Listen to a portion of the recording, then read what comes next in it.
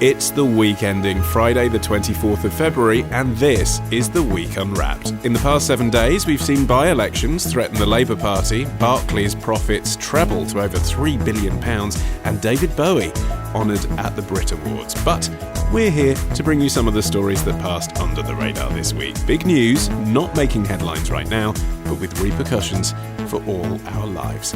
I'm Olly Mann. Let's unwrap the week.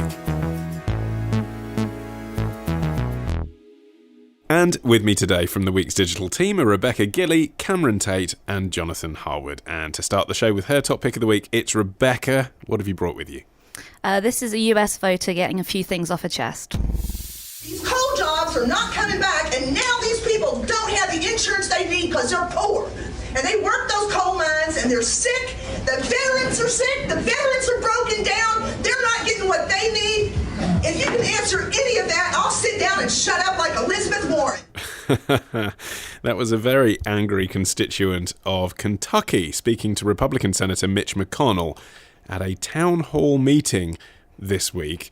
Now, Rebecca, like any civilised person, I watch House of Cards, but explain for the uninitiated what a town hall meeting is, because we don't really have them in the UK. No, and that's what's got me thinking this week, actually. So a town hall meeting gives constituents the opportunity to directly address their elected officials. So it's kind of like question time, but with only one guest.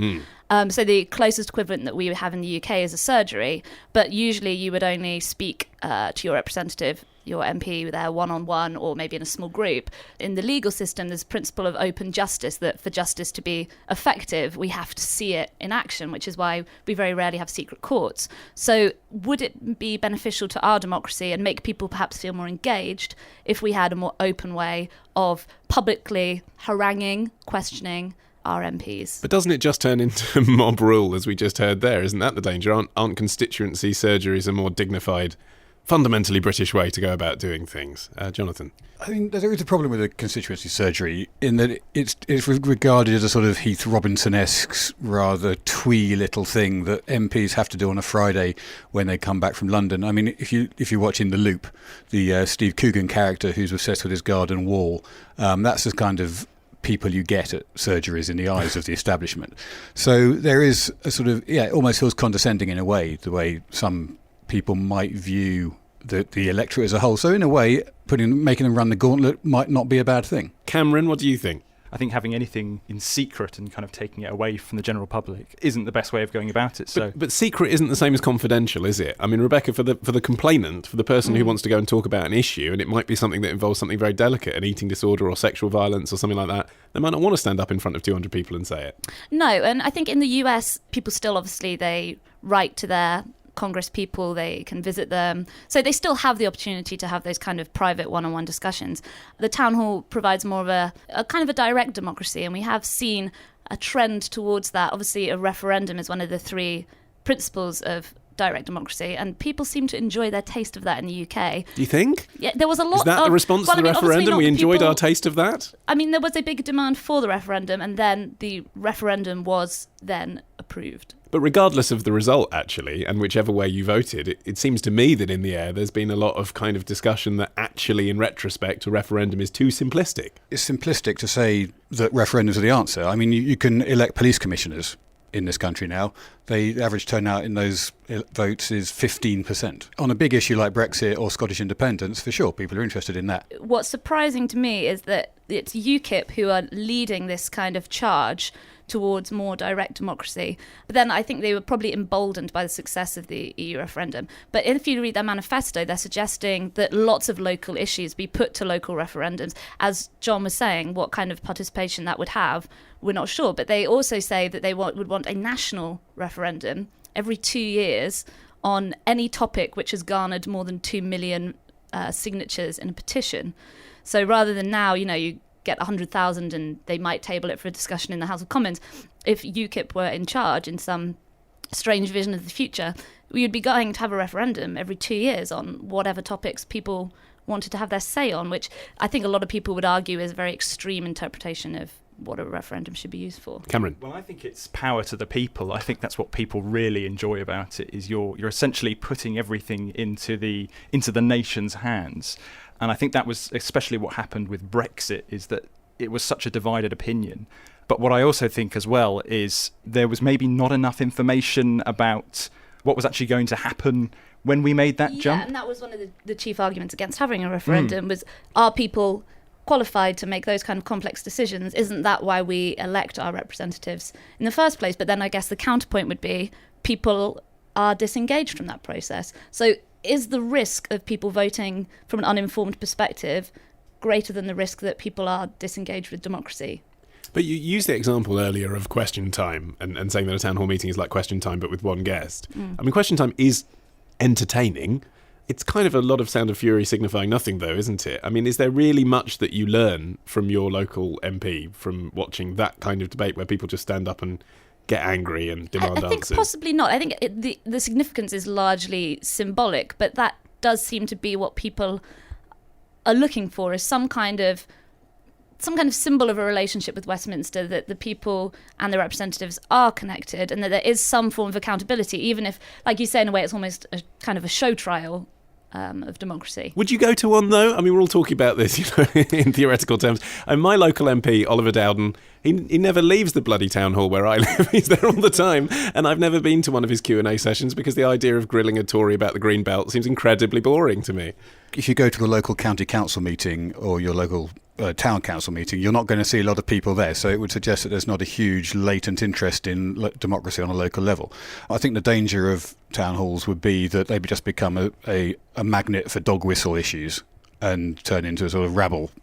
Whereas actually you need a bit more nuance than that, and that's what governing is about. Isn't the likes of question time there to get people interested in the subject, and therefore people talk about what happens on question time? It was always trending on Twitter. People are sharing moments from it, etc., etc. So there is a certain amount of evidence that kind of public spectacle version of democracy does attract people's attention, and perhaps it's just the fact that it's on a local level. The issues aren't sufficiently, weighty to grab people's attention. So if they were at a national level, perhaps the engagement would be higher. Okay, well, I'd prefer to keep things right here with the London elite.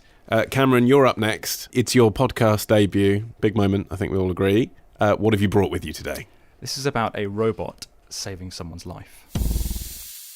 Dashcam video shows the self-driving Tesla cruising down a Netherlands highway when a safety alert is activated, and the Model X engages the brakes before the driver can react. The family of 5 inside the Tesla avoiding the collision. The car reacted much faster than we would have. The driver, Frank van Hussel, says his video shows the car engaged in autopilot, stopping before he knew there was trouble. That was Miguel Almaguer reporting for NBC Nightly News a couple of months ago. You're breaking the podcast format already, Cameron. Well, this leads on. It's an ongoing topic that actually was raised last weekend at the Buenos Aires Formula E race. So this is an electric Formula One series. And there was a demonstration of autonomous cars going around, and they avoided a stray dog that ran onto the circuit. Wow. So what it really kind of raises is, how do these autonomous cars react when danger is presented? And we can see in this situation where the gentleman can't even see the crash that's happening in front of him, but the car detects it through its radar technology.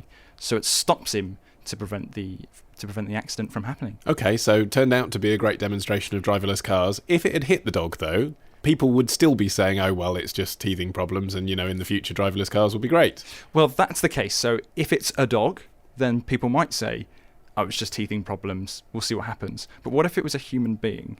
And also, what happens if, because that car avoided the dog, how did it avoid it? It's got to swerve out the way to do it. Does it go onto the opposite side of the road? Does it go into a wall? Does it go into a hedge?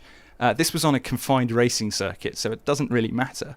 But in real life, these could have quite severe implications to drivers. Yeah, and this is, I think, the significance of this story moving forward, isn't it? In 10 years' time, we're still going to be having this discussion. No one's really answered that question, have they? If the car's making a decision to avoid a collision, what decision does it make? Does it kill the driver instead?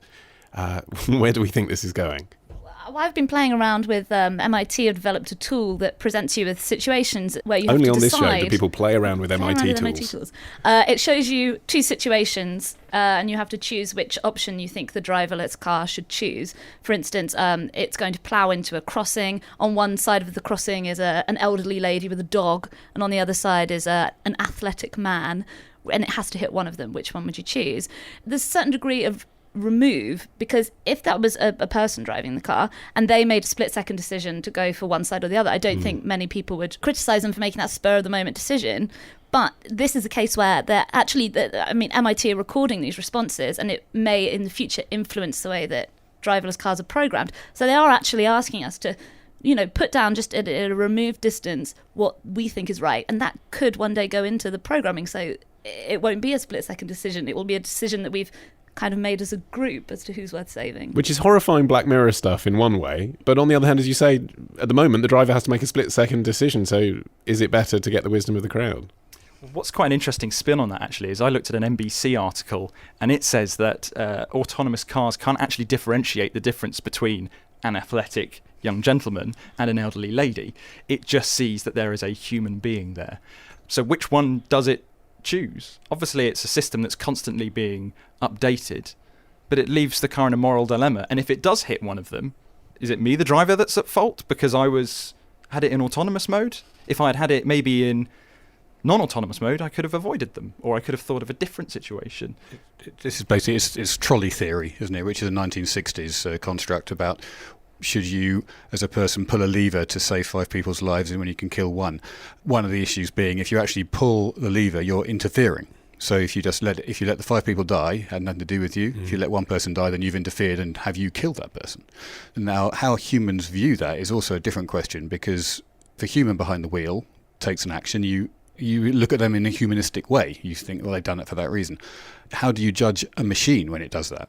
A machine can't have emotion. You can't factor that in. So then do you trust that machine to act in your best interest? Or do you want to be in the car because the machine might say to you, might decide, well, my passenger is less important than these 5 children, therefore I'm going to kill the guy. Would you want to be in that car?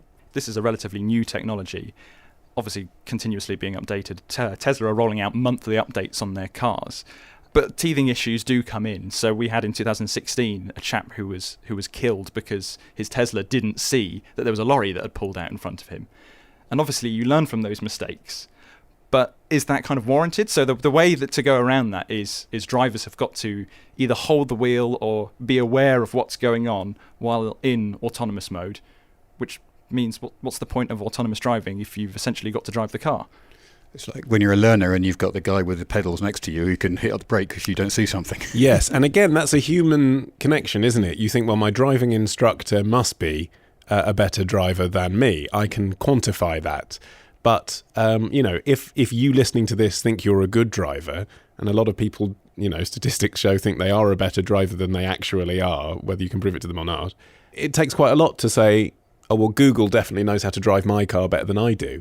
Yeah, and I think we instinctively prefer human error, even if it's much more frequent, to the idea of... This podcast is proof. To the idea of a glitch in a computer. It's the same reason that we have more moral qualms about the idea of, say, programming a car to hit X person instead of Y person than we would if a person made that decision. And like you're saying, if a man had driven his car into a lorry because he didn't see it pulling out, we wouldn't find anything particularly disconcerting about that. Just, tragic. Whereas when it's a Tesla that's made that decision, it does give you a certain feeling of discomfort that the person had no chance to avoid that situation. We'd almost rather take our destiny in our own hands, even if it's going to kill us 9 times out of 10 more often than a computer. Maybe we'd feel more comfortable, though, suing the company than the person. I mean, that's the thing about car insurance, isn't it? Sometimes you think, oh, well, that person's a mum with 3 kids and, they didn't mean to hit me and now it's going to cost them so much money. And actually, if you think, well, you're just suing Tesla because their software made a mistake, maybe that's better. Going back to the thing with the dog, didn't one of those... The car managed to avoid the dog. Weren't there 2 cars, one of which got trashed because it hit a wall? That's true. So there was what was the cost of the damage to the car? £500,000 worth of damage to one car and a live dog. Where's the ethical consideration? Are you suggesting that they should have killed the dog and saved the Tesla? A machine might think that way. Well, that was actually an overtaking manoeuvre that had gone wrong. Earlier reports suggested that the car hit a wall because of the dog, but that's not true. Actually, it was a different car that hit the wall later. It's not sci-fi stuff anymore, though, is it? I mean, we can all agree on that. If we're looking, the reason this is a significant story is because I think there's now an acceptance that in 10 years' time, and possibly sooner, there will be autonomous cars on our roads. It's happening. They're making legislation for it now. Does anyone disagree with that? Well, I'll be getting a Tesla Model S next month to go and drive for a little bit, and that will have autonomous systems on it. So are you testing the car? I will be testing the car, so I'm going to have it for 3 days next month. And I'm going to be driving it not only in London, I'm going to go on a longer journey and take it out into rural areas, also to go and test out some of the autonomous technology on there and see how it copes with where I live, which is in the New Forest. What a tough job you have. I know. I really would like to test out some luxury hotel rooms as well, if anyone's listening. Right, Jonathan, as we flick now to the back page of the podcast, what sports story would you like to recommend for our consumption this week? Well, there's no such thing as harmless banter. It's been very disappointing. There's no doubt about that. You know, I woke up this morning to this storm of sort of criticism, and you know, it's something that we've dealt with quickly as a club. Wayne himself has offered his resignation to the chairman this afternoon, and that's been accepted. And it's a very sad end to what was a very, very good story.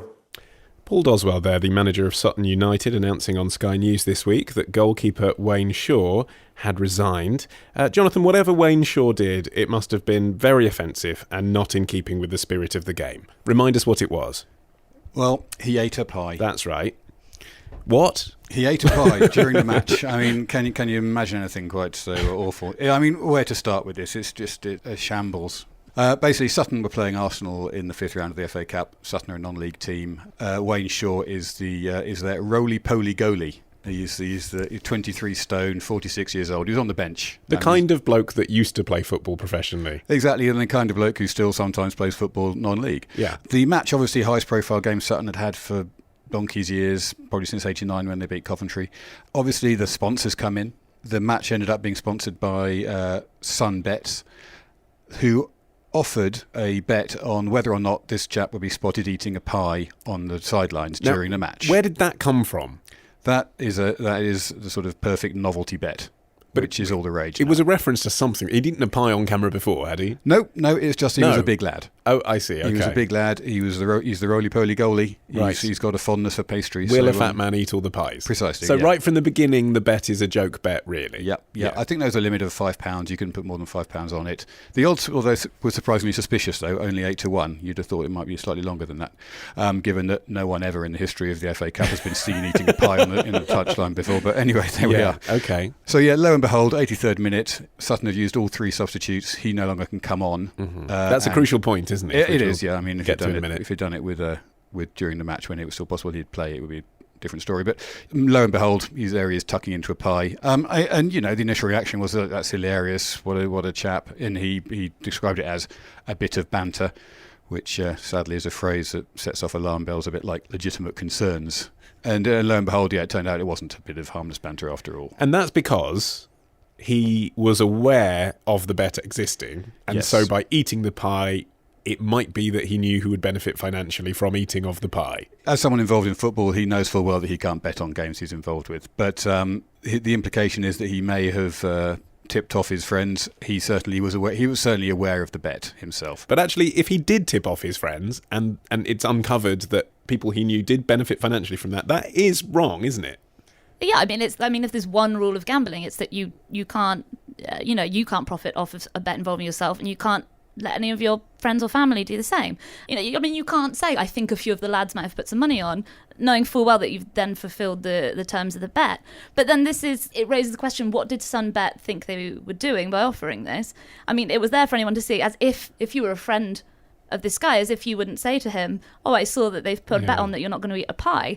But, is it all just publicity? I mean, Sunbet is going to make so much more money from the publicity surrounding this than they have I from have to say, I'd never heard of Sunbet. I mean, there's a lot of football gambling. No one's ever heard of them, and yet Absolutely. how many times have we said have we named their company in the last 5 minutes? So it's the Paddy Power strategy, isn't it? Yeah. Shock and awe. Yeah. Because he admitted he came out and said his friends had told him about it and that made him want to eat a pie. And I actually think that's quite a legitimate excuse of saying, oh, I quite fancy a pie. I really don't believe, listening to him, that he actually thought that it would have the implications that it did, really. For sure, but there's a principle at stake, isn't there? I mean, it's all very well to do something with an innocent intent, but the fact is that it's the thin end of the wedge, really. I think the Mirror is referring to him as the pasty patsy. That would be because it wasn't Mirrorbet who had odds. Actually, no, I think it was a Daily Record. I remember thinking, what an excellent term, because, like you're saying, he clearly didn't go into it with any intent to deceive people or to commit some kind of financial wrongdoing, but fundamentally that is exactly what he's done. Forgive me for getting philosophical again so soon after the driverless car discussion, but if he knew that you could put a bet on him eating a pie and then he didn't eat a pie, wouldn't that have had consequences as well? If he chose not to eat a pie. Schrodinger's pie. Yeah, exactly. It goes back to trolley theory, though. He basically hasn't touched a lever. This is the issue with novelty bets, I suppose, isn't it? Is that so many of them are based on things that can't really be regulated in the same way as match results. Yeah, I mean, I was looking at some earlier. I mean, you can bet on Piers Morgan, Jeremy Clarkson, or Gunnosaurus to become the new Arsenal manager. I mean, those things are ludicrous, and those things won't happen. I mean, but this is just it's too close to the wind. It's something that is easy to control. You know, it's one of the problems they have in tennis. And cricket, for example. You know, bowling of no balls, things like that. These things are just too easy to manipulate. Well, this is it. If the bet was available, I would now put a bet on Pucker Pies making Wayne Shaw their ambassador, because there's a lot of goodwill there. Well, that seems like something that they could also bet on themselves. There's a seediness to it as well, not just in the fact that have Sunbet taken advantage of him and kind of set him up in a way for this to happen, but also, you know, it comes back to the fact that, you know, there was some controversy before the match because their original sponsors, who are a local company, there was some uproar because they were replaced, you know, as soon as it became a high-profile match. They were replaced by Sunbet, and now all this unpleasantness has happened. Well, let's talk about that bit, Jonathan, finally. This kind of corporatisation that comes in when a small non-league team ends up playing in the FA Cup. I mean, this speaks to that on many levels, doesn't it? This guy was committed to his club and is no longer a part of that club. Yeah, I mean, it's just it's the real world. I think in a way, you can't avoid it. I mean, prime time BBC One. You know, BBC One doesn't take sponsorship, obviously, but you know, it's a financial opportunity that a small company can't afford to take advantage of, and a big one will want to. So it's bound to happen. There is, I would say, a real irony in the fact that it's the company is actually Sunbets, because of course it was the News of the World which in 2010 exposed the spot fixing scandal at the Lord's Cricket Test, and which ended up with 3 Pakistani cricketers in jail. This is on the same spectrum as that, and it's the same company but causing it as opposed to exposing it. So I mean, yeah, the irony there is enormous, in my opinion. And is it ridiculous that he is being investigated under those laws that were brought in to stop match fixing? I don't think so. I mean, an investigation isn't a presumption of guilt. It's just an investigation, and I think it should be investigated. It might set an example, actually, for, again, non-league teams, because there is a certain professionalism to Premier League teams, aside from what people get up to outside of the games, and this might be a bit of a wake-up call for those non-league teams to say, look, there is a certain level of professionalism here, we've got to adhere to it.